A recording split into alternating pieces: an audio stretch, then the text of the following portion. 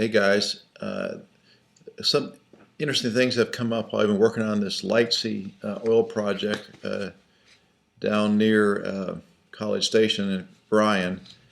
Uh, so what came out is if you are buying into oil well, why you want to have direct ownership.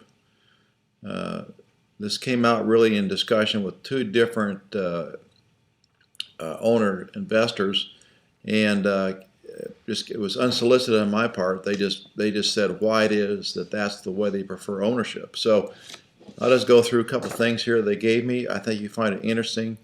Like I said, this came up in conversation, and then part of it is in contrast to was not direct ownership, which would be like a limited partnership or an LLC.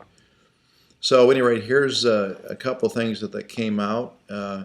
Why they said you want to own oil well as a direct working interest owner. So the first one was one of the guys was involved with a project, several wells, and the owner wanted to sell out, but this particular individual did not. And the reason is because he'd have a profit over the long term, and the operator got everybody enough people to go along with them to win the vote, and so he got cut short because he couldn't stop the sale. But that's what happens when you're in a limited partnership or an LLC. A limited partner has limited say on to how the operations are run. I'm not talking about the daily operations, but I'm talking about in terms of additional cash calls to sell the property or whatever. And I'll explain a little bit later on why you have more control here.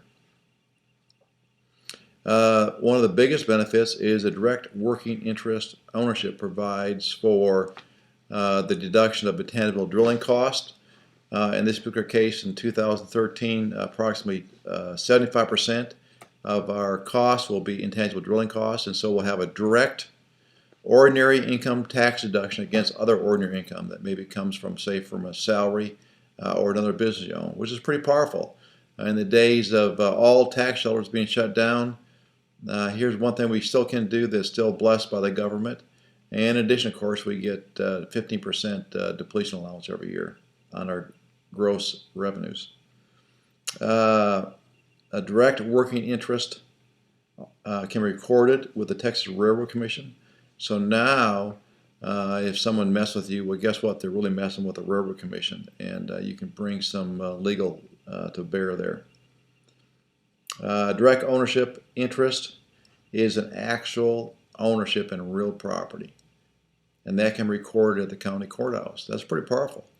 You have recordable interest. You can sell your interest because it is an actual ownership interest.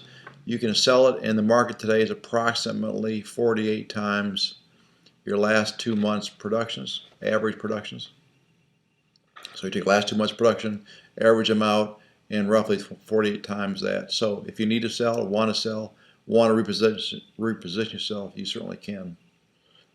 The next one is something I really like, and what it is you have a working interest ownership, and if you want to do a like-kind exchange, the Section 1031 like-kind exchange, you can do that with this type of ownership. The operator can be replaced if needed by a vote of the by the vote of the owners, and it's much easier to mark up the actual cost in an LLP or LC. Those costs get really buried, and so the chances of, or the other set of chances are, let's just say the opportunity to pay too much in an LLC or LLP is much greater than if you have direct ownership.